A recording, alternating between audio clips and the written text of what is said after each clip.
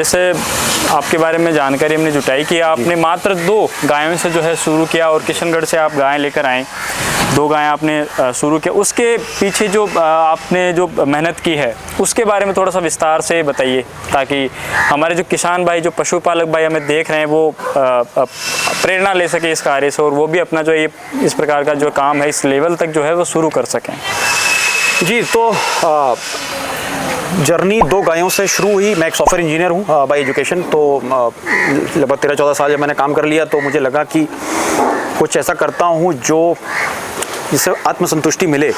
और जब ये सोच ही रहा था, ये सब हो रहा था, तो एक गायों का एक डिबेट प्रोग्राम था जिस पे डिबेट चल रहा था कि भाई देसी गायों से क्या कुछ चल भी सकता है या सिर्फ एक पूजा पाठ की ये एक वो जरिया है ये।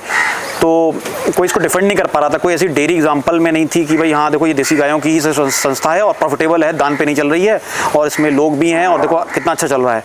भैंस में मिल्क एंड मीट होता था, HF जर्सी में भी मिल्क एंड मीट कह सकते हैं, बस वो थोड़ा सा छुपा हुआ होता था, बस ये है।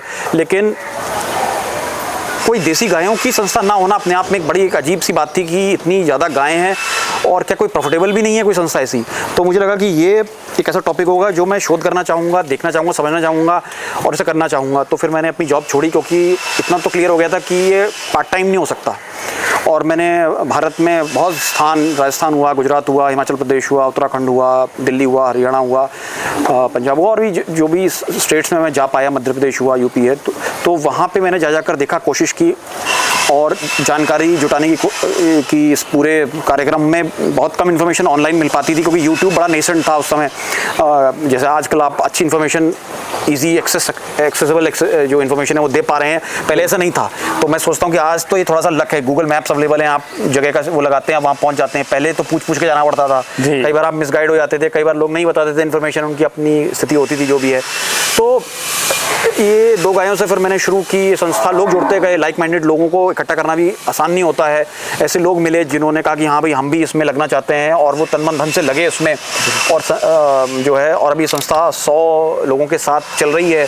1000 से ऊपर गौवंश है इसका, 3 लोकेशन से हम ऑपरेट करते हैं, गिर, साहिवाल, थार पारकर और हिमालयन बद्री गायों पे हम काम करते हैं। ये एक प्रॉफिटेबल संस्था है।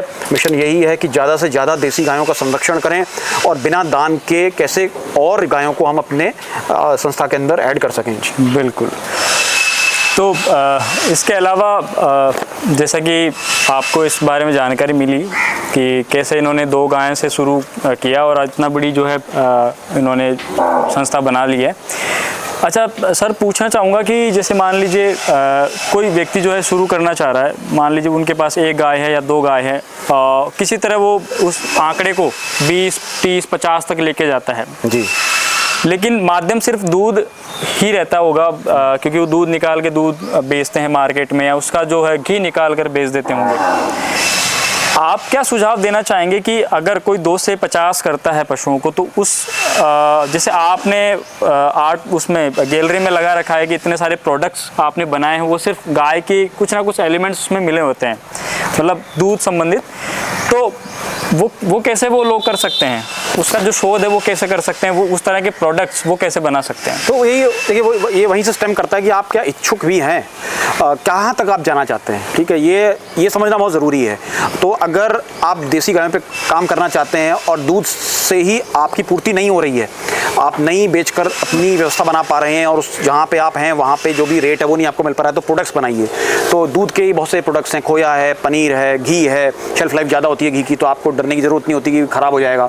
और अच्छा प्योर बिलोना घी है, तो उसकी आपको अच्छे रेट भी मिलते हैं आजकल मार्केट में। इसी तरीके से गौमूत्र से दवाइयाँ बनती हैं, पंचगव्य मेडिसिन बनती हैं, तो हम 50 से भी ऊपर पंचगव्य औषधियाँ बनाते हैं।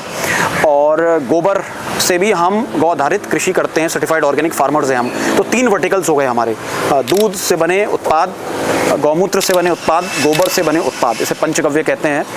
और जैसे गायों की 5 चीज़ें इसमें आ जाती हैं, दूध हो गया, घी हो गया, छाछ हो गई, गौमूत्र, गोबर हो गया। ठीक है, ये बहुत पुरानी आयुर्वेदिक साइंस है। और दवाइयाँ जब आप बनाते हैं, आपको ये ध्यान रखना है कि आपके पास लाइसेंस होना चाहिए। जैसे फूड में जब आप कोई चीज़ बनाएंगे, घी भी बनाएंगे, बेचना जब चाहेंगे, तो आपके पास फूड का FSSAI का लाइसेंस होना चाहिए। तो इन चीज़ों का ध्यान रखना पड़ता है। ठीक है, और स्टार्टिंग यही है कि आप इच्छुक हैं और इच्छुक हैं तो फिर आप धीरे धीरे सभी चीज़ सीख लेते हैं। हमने जो ये इतना बड़ा डेयरी फार्म है, 1000 गायों का डेयरी फार्म हमने घूम लिया, लेकिन लास्ट में बात आ जाती है कि आंकड़े क्या हैं, आंकड़े क्या कहते हैं, कितनी कमाई है, क्या प्रॉफिट है। तो मायने ही रखता है कि आप इतना खर्चा करके लास्ट में अपने जेब में क्या बचा पाते हो। तो इन्हीं सब चीज़ों के बारे में जो प्रॉफिट है उनके बारे में असीम सर हमें बताएंगे कि क्या इनका जो है प्रॉफिट रहता है, और प्रतिदिन जो मिल्क प्रोडक्शन है, मतलब दूध उत्पादन कितना हो जाता है। तो हिता में लगभग जैसे हमारी 120 गाय इस समय दूध दे रही हैं जी। तो हमें लगभग 700 लीटर के आसपास, 800 लीटर के आसपास दूध मिलता है, जो हम ठंडा करके दिल्ली एनसीआर में और चला जाता है। फिर हम प्रोडक्ट्स भी बहुत सारे बनाते हैं जी। उसमें यूज़ हो जाता है। जहाँ तक प्रॉफिटेबिलिटी की बात है, तो जैसे मैंने आपको बताया, ये संस्था का जो मिशन है वो ये है कि देसी गायों से हम जो भी बनाएंगे उसको बेचकर जो भी हमें पैसा मिलता है उससे हम संस्था चलाएंगे और गायों का पालन उसी से होगा बिना दान के। ये मिशन से हम चल रहे हैं। तो लगभग 100 हेड स्ट्रॉन्ग है, तो उसमें blue collar jobs, white collar jobs, engineer भी हैं, एमएससी भी हैं, बीएससी भी हैं, और ऐसे भी लोग हैं जो शायद 12th भी नहीं कर पाए। तो सभी के अपने एक पे स्केल होते हैं जो उनका काम है, उसके हिसाब से। तो एक कॉम्पिटिटिव मार्केट है बिल्कुल, और लोग सिर्फ गायों की सेवा सुनकर नहीं आते हैं, उनको अपना जीवन पार्जन भी करना है। तो उनकी सैलरीज भी सारी इसी से निकलती हैं जो सेल्स होती है। गायों का पूरा फॉडर, चाहे वो ड्राई काउज हों, मिल्किंग काउज हों, बछड़े हों, बूढ़ी गायें हों, सब इसी से होता है। तो टर्नओवर अगर मैं बात करता हूँ तो 6 करोड़ के आसपास का टर्नओवर था पिछली साल, और हर साल कोशिश ये होती है कि हम आगे बढ़ते जाएं और अब ये इंश्योर करें कि हमें दान की ज़रूरत ना पड़े। हम ये भी जानना चाहेंगे कि जो दूध आप बेचते हो उसकी जो प्राइस क्या रहती है प्रति लीटर, और इसके अलावा जो प्रोडक्ट्स आप बनाते हैं उसके बारे में भी थोड़ी सी जानकारी हमें बताइए। बिल्कुल। तो हम दूध जो है घर पहुंचाकर 150 रुपये लीटर एवरेज, 150 रुपये प्रति लीटर। हाँ, एक ग्लास की बॉटल्स में हम देते हैं ताकि हम प्लास्टिक को जनरेट ना करें और ये रिसाइकल होता रहे। प्रोडक्ट्स हम 120 प्रोडक्ट्स देसी गायों के दूध से, गौमूत्र, गोबर से मिलके बनाते हैं। हम सर्टिफाइड ऑर्गेनिक फार्मर्स हैं, गौधारित कृषि करते हैं। उसमें भी जो वीट है, गेहूँ है, धान है, बाजरा है और सरसों है, ये सब हम उगाते हैं, प्रोसेस करते हैं, और यही हम पूरे भारत में, और कोशिश ये करते हैं कि विश्व में भेज सकें। और यही एक छोटा सा इकोसिस्टम है।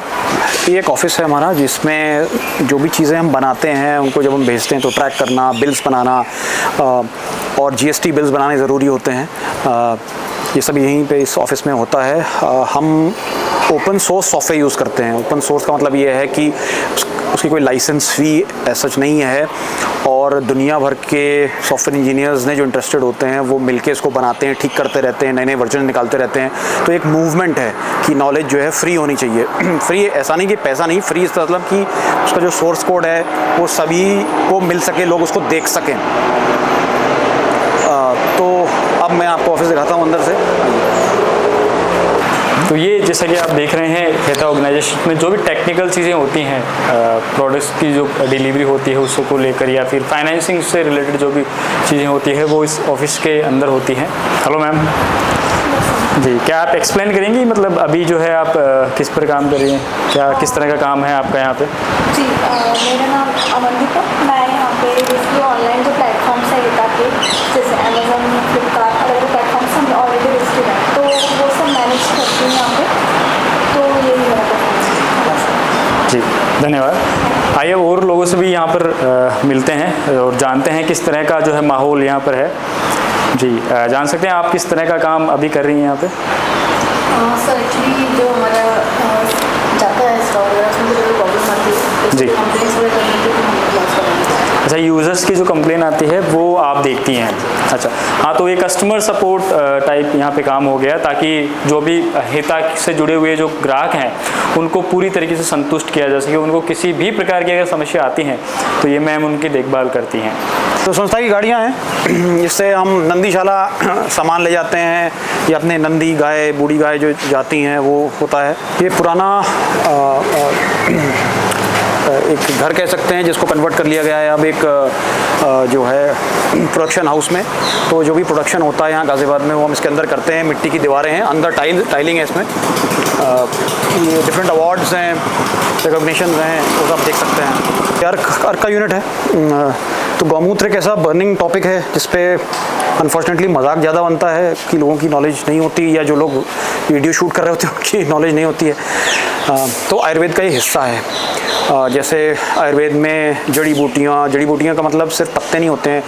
किसी पेड़ की जो है स्टेम काम आती है, किसी की बार्क काम आती है, किसी की जो रूट्स हैं वो काम आती हैं। इस तरह गौमूत्र भी एक औषधि है आयुर्वेद के हिसाब से, और इसके अर्क बनते हैं। इसे मेदोहर अर्क कहते हैं। मेद मतलब फैट हरने वाला, मेदोहर अर्क नाम ही इसका ये है। और इससे आप अपना वात पित्त कफ बैलेंस रखते हैं। उसको बनाते हम कैसे हैं? गौमूत्र हम इकट्ठा करते हैं साफ़, और उसको हम, ये स्टील के बर्तन हैं, इसमें उबाला जाता है एक पर्टिकुलर तरीके से। इसकी अमोनिया जब उड़ जाती है तो उसको कंडेंस किया जाता है चीनी मिट्टी के बर्तनों में। आप देख सकते हैं उपलों का इस्तेमाल किया गया है यहाँ पे, ताकि जो भी गाय देती है उसकी जो दी हुई चीज़ें हैं वो हम इस्तेमाल करें। तो ये जो है इन्वायरमेंट फ्रेंडली भी है। ठीक है, हमें इलेक्ट्रिसिटी की ज़रूरत नहीं है, हमको पेड़ काटने की ज़रूरत नहीं है। तो ये जो औषधियाँ हैं ये आप अपने वैद्यों से, जो पंचगव्य वैद्य है या आयुर्वेदिक वैद्य, उनसे कंसल्ट करके लें। अपने स्वास्थ्य को ठीक रखना और इस धरती को ठीक रखना, अगर आपको ये दोनों करना है एक साथ, तो उसमें जो भारतीय नस्लों की गायें हैं उनका एक बहुत बड़ा एक अहम रोल आता है। उपले हैं, इन्हीं का हम इस्तेमाल करते हैं। जो आप देख रहे थे कुछ चीज़ उबालने के लिए या भट्टियाँ चलाने के लिए, इन्वायरमेंट फ्रेंडली है। देसी गाय का गोबर भी इस्तेमाल हो जाता है, खेती में भी होता है, और ईंधन के रूप में भी इस्तेमाल होता है। और ये इकोसिस्टम जो है गाय जो हमें देती है, ये इर्रिप्लेसेबल है। बहुत से लोग वीगनिज़म की बात तो करते हैं, पर ये उनको नहीं समझ में आता है कि हम किचन गार्डन की बात नहीं कर रहे हैं। जब आप कोई चीज़ उगाओगे बड़े मात्रा में, आपको गेहूँ उगाना है, तो आप या तो यूरिया DAP का इस्तेमाल करोगे, और नहीं तो आप जो गौवंश है आपके पास, देखिए गाय जो है ना और बैल जो है, ये किसान के इकोसिस्टम में आते थे जब, तो वो कभी रोता नहीं था, कभी सुसाइड नहीं करता था। और ये रिसर्च बताती है अब कि जिन किसानों के पास गौधन नहीं होता है उनकी सुसाइडल टेंडेंसीज ज़्यादा होती हैं, क्योंकि उनके पास कुछ भी नहीं है डिपेंड होने के लिए। उन्होंने कर्ज लेके खेती करी, और वो अगर ख़राब हो गई, उसमें अटैक हो गया टिड्डियों का, या मौसम उनके हिसाब से नहीं रहा, बारिश ज़्यादा हो गई, ओले पड़ गए, तो जब पूरी फसल ख़राब हो जाती है तो हम ये सोचते हैं पूरी फसल ख़राब हो गई। पूरी फसल ख़राब नहीं हुई, उसका वो फल ख़राब हुआ जो मनुष्यों के लिए था, लेकिन पूरा पेड़ बचा हुआ है वो गायों के लिए था। तो गाय उस घास को खाकर, उस पेड़ को खाकर, जो ह्यूमंस की कंजम्पशन के लिए नहीं है, वो पौष्टिक दूध बनाती है, उससे आपको घी, पनीर, खोया ये सब मिलता है। ठीक है, तो आप खुद स्वस्थ रहते हैं और आप उससे धन भी अर्जित कर सकते हैं। तो गाय जब तक किसान के पास रहेगी वो खुशहाल रहेगा और वो आगे ही बढ़ेगा। यहाँ मेरे साथ आप देख सकते हैं वर्मी कंपोस्ट बनाया था, और ये यहाँ पे है, इसमें बारिश हो गई है। और ये वर्मी कंपोस्ट उत्तराखंड जो हमारी साइट है बद्री गायों की, वहाँ पे हम ये बनाकर तैयार करते हैं, यहाँ ले आते हैं, और ये खेती में भी इस्तेमाल होता है और गार्डनिंग में भी लोग इसको ले जाते हैं। तो इतनी सारी जानकारी आपको मिली पशुपालन से संबंधित, इतना बड़ा डेयरी फार्म आपने विजिट किया, सर ने खुद इस पशुपालन के बारे में हमें जानकारी दी। आपको इससे बहुत अच्छी जानकारी देखने को मिली होगी, सीखने को मिली होगी, और सर का मैं बहुत बहुत धन्यवाद करता हूँ कि अपना कीमती समय निकाल कर हमें इन सब चीज़ों के बारे में जानकारी दी। और आगे जाकर आशा करते हैं कि आप लोग भी इनसे सीख कर और जो है पशुपालन के क्षेत्र में और प्रगति करेंगे।